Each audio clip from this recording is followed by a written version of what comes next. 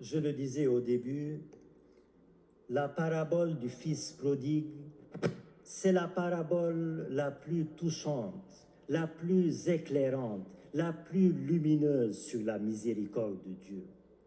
Mais on peut se demander pourquoi ce Père miséricordieux, connaissant bien son Fils, n'a-t-il pas empêché que son Fils passe par cette humiliante épreuve d'être affamé en pays lointain jusqu'à espérer même des gousses que mangeaient les porcs?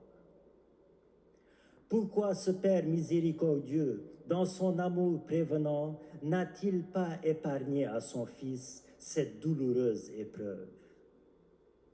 Nous aussi, frères et sœurs, nous posons cette question. Pourquoi, Seigneur, dans ton amour prévenant, n'as-tu pas empêché que je passe par tel chemin douloureux dans ma vie? Pourquoi n'as-tu pas empêché telle expérience, telle épreuve douloureuse dans ma vie? Pourquoi n'as-tu pas empêché tel événement douloureux dans ma vie? Et le Fils cadet lui-même nous répondrait: si je n'avais pas traversé cette douloureuse épreuve, je n'aurais pas pris pleinement conscience du malheur de m'éloigner de l'amour de mon Père.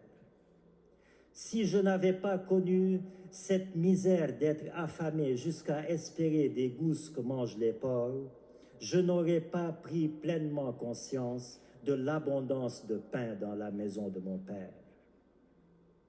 Frères et sœurs, l'épreuve est une école de la vie permise par Dieu pour nous faire prendre conscience, pour nous faire des prises de conscience qui peuvent être salutaires dans notre vie. On ne prend vraiment conscience de l'importance de la santé que lorsqu'on est dans l'épreuve de la maladie. On ne prend conscience de la valeur de la liberté que lorsqu'on est dans l'épreuve de la prison.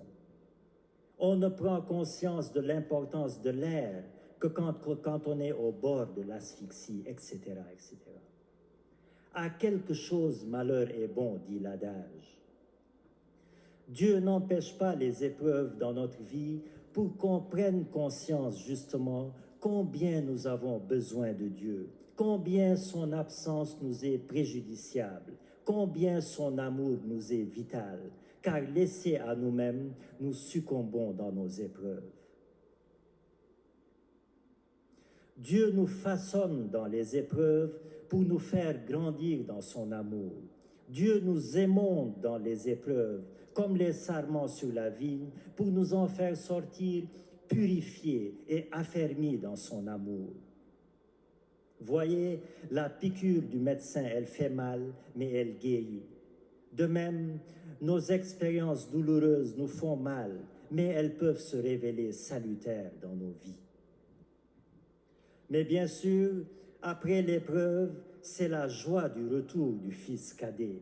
Et c'est là sans doute le cœur de cette parabole. Revenu de sa turpitude, revenu de son caprice et repenti, il revient se jeter dans le cœur de son Père miséricordieux, dans une étreinte d'amour et de paix. Et cette étreinte entre le Père et le Fils, frères et sœurs, c'est l'image de l'étreinte éternelle qui nous attend.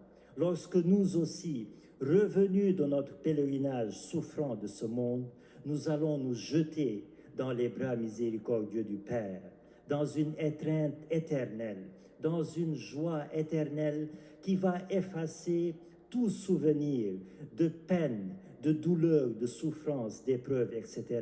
Et cette joie éternelle, cette étreinte éternelle, nul ne pourra nous l'enlever, comme l'a promis notre Seigneur Jésus-Christ.